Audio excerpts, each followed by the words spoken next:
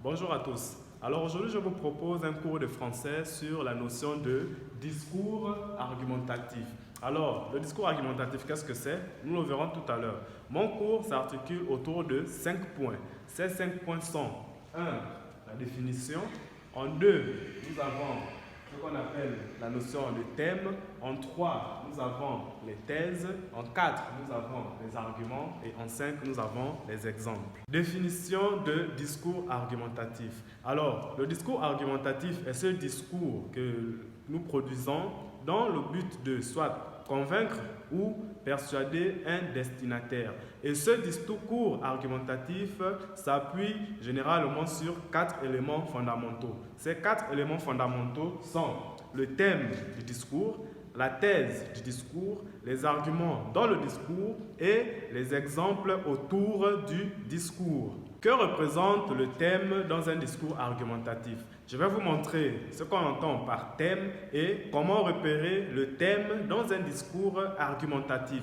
Et ce point sur le thème constituera notre point 2. Qu'est-ce qu'on entend par thème du discours argumentatif?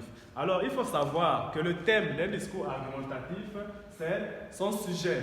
Son sujet, c'est l'idée générale du discours, c'est également ce dont on parle. Donc, lorsqu'on demande de trouver le sujet ou le thème d'un texte argumentatif, par exemple, ce que vous devez rechercher, c'est ce dont il est question dans ce discours-là. Et pour retrouver le thème d'un texte, on se réfère tout d'abord au champ lexical dominant du texte. Donc, on va chercher dans le texte le champ lexical dominant et à partir de ce champ lexical, on ressort le thème du texte. Ou, si le champ lexical est difficile à générer dans le texte, alors il va falloir rechercher la récurrence ou la répétition d'un mot dans le discours qui est proposé à l'analyse. Une fois qu'on a décelé le thème de notre discours argumentatif, il faut alors passer à ce qu'on appelle l'analyse des thèses. Alors la thèse, qu'est-ce que c'est?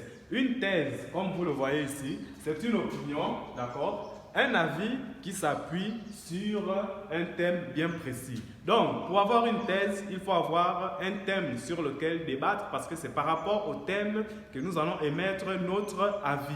Et dans un discours argumentatif, on peut avoir une thèse soutenue, c'est-à-dire la thèse soutenue, c'est la thèse que défend celui qui parle dans le discours, et une thèse réfutée. La thèse réfutée dans un discours argumentatif est celle que rejette un locuteur, par exemple. Donc, sur un thème qui est donné, un personnage va émettre un avis et un autre personnage va venir contredire. Donc, en contredisant l'avis de l'autre, il aura sa thèse qu'il va défendre et la thèse de l'autre qu'il va rejeter. Et sur la thèse, il faut également dire qu'on retrouve deux sortes de thèses. On a ce qu'on appelle la thèse implicite. La thèse implicite, c'est lorsqu'on vous donne un discours argumentatif et on vous dit reformuler la thèse défendue ou rejetée par le locuteur ou reformuler la thèse en présence dans le texte. Ça veut tout simplement dire que la thèse n'est pas clairement dite ou énoncée dans le texte. Elle est dispersée à travers le texte et il faut joindre tous les éléments possibles pour pouvoir reconstituer cette thèse-là. Nous avons également ce qu'on appelle la thèse explicite. La thèse explicite, c'est lorsqu'elle est clairement énoncée. On vous donne un thème sur l'école et vous avez un locuteur qui dit « L'école permet à l'enfant de s'épanouir ». Donc, nous avons notre thème, l'école, et nous avons notre thèse. L'école permet à l'enfant de s'épanouir. Alors, on dira qu'ici, nous avons une thèse explicite. Et après l'analyse des thèses dans le texte, il faut passer au repérage des arguments. Alors, c'est quoi un argument?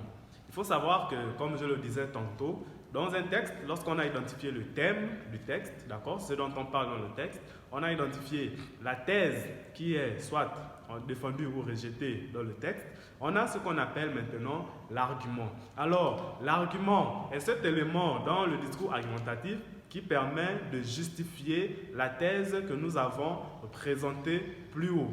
Ici, pour reconnaître un argument dans un texte, il faut savoir que ces arguments sont souvent accompagnés de ce qu'on appelle des connecteurs logiques. Et ici, nous avons quelques connecteurs logiques. Nous avons d'abord, nous avons tout d'abord, nous avons ensuite, nous avons en outre, nous avons puis.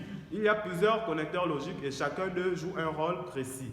Et il faut savoir que pour vous, il sera très difficile de défendre une thèse sans argument.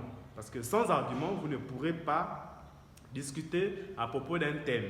Et lorsque vous avez émis les arguments possibles pour défendre votre thèse, pour justifier votre thèse, vous allez arriver à ce qu'on appelle les exemples. Donc, vous avez ici, en dernier point, les exemples. Les exemples servent à illustrer les arguments que nous avons énoncés plus haut. Donc, dans les exemples, il faut savoir que vous pouvez présenter un exemple par des expressions comme par exemple, comme ainsi, notamment, comme le prouve, etc., etc.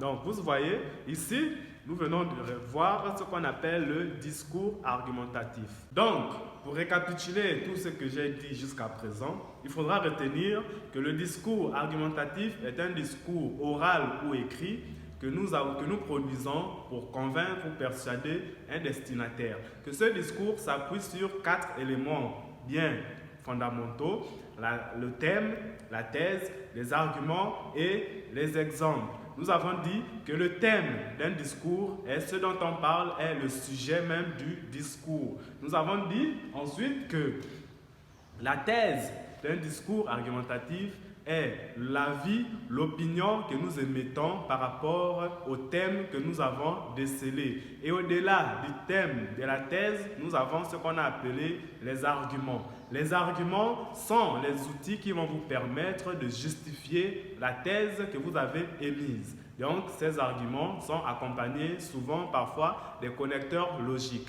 Et à la fin, vous avez ce qu'on appelle les exemples qui sont utilisés pour illustrer les arguments du discours argumentatif. Donc, voici arrivé au terme de ce petit cours que j'avais à vous présenter. La prochaine fois, je vous présenterai certainement un cours sur les liens logiques dans le texte argumentatif et pourquoi pas les structures argumentatives. Merci.